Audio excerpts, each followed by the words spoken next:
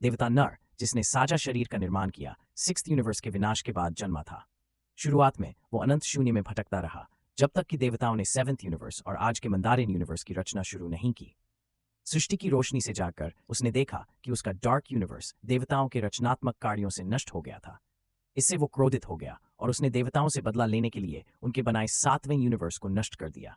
आखिरकार उसे उसी सजीव शरीर में सील कर दिया गया जिसे उसने खुद बनाया था। क्लिंटाग्रा पर इस बार नरजू ने महसूस किया कि उसकी सील को खोलने के लिए जादुई बिंदु प्रकट हो गया है। ये एक खास चाबी थी। एडी के सीने में जहर चुभने के बाद वो पुनर्जीवित हो गया और अपने नदी के साथ वास्तव में एक हो गया। नतीजतन नर ने एक प्रकार की चेतन इकाई को चाबी ढूंढने के लिए भेजा।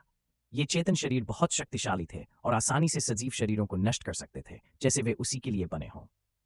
इस तरह वेनम 3 की कहानी की समय रेखा आगे बढ़ती है।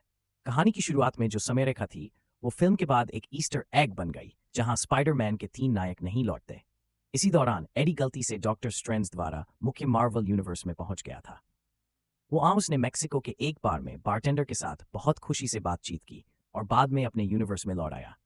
अपने यूनिवर्स में वापस लौटकर उसने वाइन ट्रेजर के साथ खुशी खुशी बात की, हालांकि दूसरे व्यक्ति को यह समझ नहीं आ रहा था कि वो आंख कैसे पहुंचा। महत्वपूर्ण बात यह थी कि वेनम अपने घर लौटकर बेहद खुश था। वेनम, जो बेहद उत्साहित था, एडी के लिए एक कॉकटेल बनाना चाहता था। उसने सीधे बार को एडी के पहले विकल्प की तरह इस्तेमाल किया और बेहद कुशलता से बेमिसाल तरीके से कॉकटेल तैयार किया। एडी ने अपने अच्छे दोस्त की ड्रिंक तैयार करने की प्रक्रिया को असहाय होकर देखा। ठीक उसी समय जब एडी जाने वाला था, उसने अचानक देखा कि एक खबर में उसका नाम है। पुलिस अधिकारी मुलिगन की हत्या हो गई थी और उसकी चीख रहस्यमय रूप से एडी के शरीर से जुड़ गई थी। इससे एडी को न्यूयॉर्क जाकर अपनी बेगुनाही साबित करनी पड़ी। वेनम भी स्टैच्यू ऑफ लिबर्टी को देखने का इच्छुक था और जाने से पहले उसने बार का बिल भी चुका दिया। बार से निकलने के कुछ ही समय बाद एडी ने देखा कि कुछ बदमाश छोटे जानवरों को प्रताड़ित कर रहे थे। घातक संरक्षक होने के नाते वो इस अन्याय को देखकर चुप नहीं रह सकता था और उसने उन्हें सबक सिखाने का फैसला किया। दुर्भाग्यवश दूसरे पक्ष के पास संख्या की अधिकता थी और उनके पास सच भी था, इसलिए उन्हें लगा कि वे महत्वपूर्ण हैं। एडी ने बिना समय गंवाए सीधे उन्हें लात मार दी और वेनम ने पिंजरे में बंद मासूम जानवरों को रिहा कर दिया। इसके बाद वेनम ने एडी के साथ उन सबको मार गिराया और फिर वेनम ने उन बुरे लोगों को चेतावनी दी। लेकिन सबसे मजेदार बात यह हुई कि एक छोटे जानवर ने एडी के जूते छीन लिए और वो वहां से एक बेजोड़ लड़ाई छिड़ गई। बार में एक आदमी सेना की वर्दी में आया और सजीव शरीर का अध्ययन करना शुरू किया। साम्राज्य की योजना के तहत सजीव शरीरों के शोध और नियंत्रण के लिए ये लोग जुट गए थे। विदेशी सजीव शरीर की उपस्थिति ने सरकार की चिंता बढ़ा दी थी। इसी बीच डॉग पेन, जिन्होंने हमेशा सजीव शरीरों को एक मित्र की तरह देखा था, उनका शोध कर रहे थे और जनरल स्ट्रिक उनका नियंत्रण। इसी समय वेनम एडी के साथ एक विमान में न्यूयॉर्क जा रहा था। एक शक्तिशाली चेतन शरीर अचानक उनमें से एक पर प्रकट हुआ। उसने जहर के कई स्तंभों में जादू के बिंदुओं को निकाल दिया। एक लंबी लड़ाई के बाद एडी और वेनम ने उस चेतन शरीर को हराया।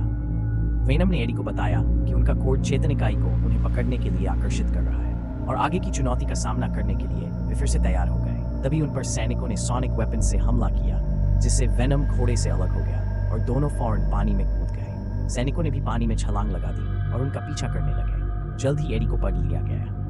वेनम की मदद के बिना एडी बहुत मुश्किल से संघर्ष कर रहा था। तभी विरोधी ने बंदूक निकाल ली और एडी ने जीवित रहने की इच्छा में बंदूक का मुंह घुमा दिया। दूसरी ओर वेनम मछली की जंजीरों से मुक्त होकर पास की मछली के अंदर समा गया और एक विष मछली का जन्म हुआ। इसके बाद वेनम एक आनंद दरवाजा बन गया। फिर उसने एक मेंढक के शरीर में प्रवेश किया और एक लाश को पकड़कर तुरंत उगल दिया। वो चुपचाप एडी की स्थिति का निरीक्षण कर रहा था। जब एडी झरने में गिरने वाला था तो वेनम ने छलांग लगाई और एडी पर सवार हो गया। चेतन शरीर ने तुरंत उनकी दिशा का पता लगाया और पानी में गिरे वेनम को सैनिकों के हथियारों ने अस्थायी रूप से फंसा लिया। चेतन शरीर बहुत तेज था और झरने पर तुरंत पहुंच गया। नीचे लाल जादुई बिंदु को देखकर उसने छलांग लगाई। वेनम ने एडी को पानी से बाहर निकाला और खुद को छिपा लिया। सैनिकों के चेतन शरीर से लड़ते समय एडी एक मत्स्य कन्या में बदल गया और वेनम द्वारा किनारे पर लाया गया। चेतन शरीर ने सैनिकों को निगल लिया जैसे वे तले हुए चिकन हो। एडी अब एक जूते पर फिसलते हुए जहर के साथ था और उन्होंने फिर से मुलिगन सजीव शरीर के साथ संवाद किया। इस बार उसने अपना असली रूप दिखाया, हरा सजीव मत्स्य कन्या। इस हरे वेनम के मुंह से वैज्ञानिकों और अधिकारियों को कोड के बारे में जानकारी मिली। अधिकारी ने इस अराजकता को समाप्त करने के लिए वेनम या एडी में से किसी एक को खत्म करने का फैसला किया। इस बीच एडी मार्टिन परिवार से मिला। ये लोग बिस्मॉथ क्षेत्र में एलियंस की खोज करने आए थे। मार्टिन ने एडी का गर्मजोशी से स्वागत किया। एडी ने खाना देखकर खुशी महसूस की, लेकिन वेनम ने उसे फेंक दिया। सफर में छोटे लड़के ने एडी को चॉकलेट दी क्योंकि वेनम को यह पसंद था। मार्टिन ने एडी को लास वेगास में छोड़ा और एक जोड़ी जूते और कुछ पैसे दिए। आगे न्यूयॉर्क जाने के लिए एडी को सवारी ढूंढनी थी। वेनम ने स्लॉट मशीन से पैसा जीतने का सुझाव दिया, लेकिन अंदर जाने से रोका गया तो उसने सुरक्षा गार्ड को बेहोश कर दिया और एडी को सुरक्षा गार्ड का सूट पहनकर अंदर जाने का मौका मिल गया। स्लॉट मशीन पर वेनम ने कोशिश की, लेकिन हारने पर उसने मशीन को लात मारी, जिससे एडी का गुस्सा भड़क गया। इसी दौरान एडी ने मिसेज चेन को वो आन देखा जो वेनम को जानती थी। वेनम ने मिसेज चेन को डांस के लिए आमंत्रित किया और दोनों इस पल का आनंद लेने लगे। दूर चेतन शरीर ने उनकी उपस्थिति महसूस की और तेजी से उनकी ओर बढ़ा। चेतन शरीर की खोज के कारण वेनम को सेना से फिर संघर्ष करना पड़ा।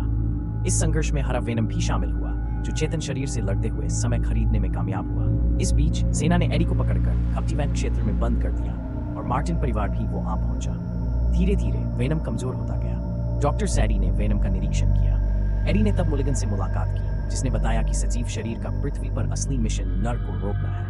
सेना ने बिना देर किए एडी को मारने की योजना बनाई, लेकिन वेनम ने डॉक्टर सैडी पर नियंत्रण कर एडी को पुनर्जीवित कर दिया। यह सब देख चेतन शरीर सक्रिय हो गया और उसने सेना पर हमला कर दिया। एडी ने तेजी से भागने की कोशिश की और साथियों ने मिलकर दीवार तोड़ने का रास्ता बनाया। उनके प्रयासों में आपसी सहयोग और बलिदान की भावना ने इस संघर्ष को प्रेरणादायक बना दिया।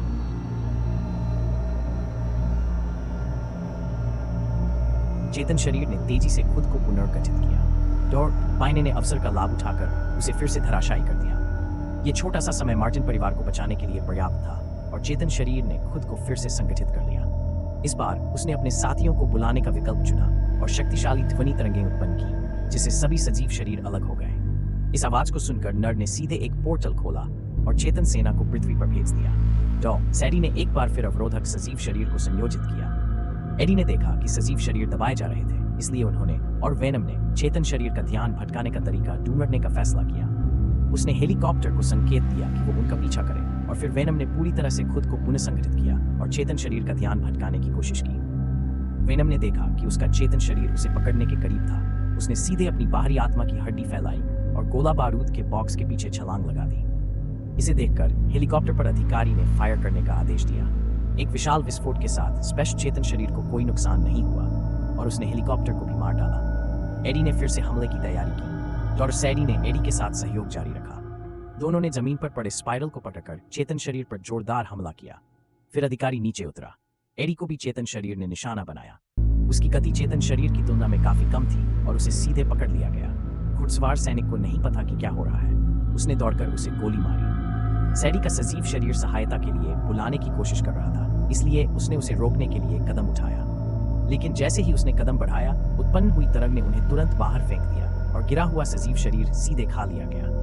उन्होंने चेतन शरीर को देखा, जो लगातार उनका समर्थन करने के लिए आ रहे थे, और थोड़ी निराशा महसूस की।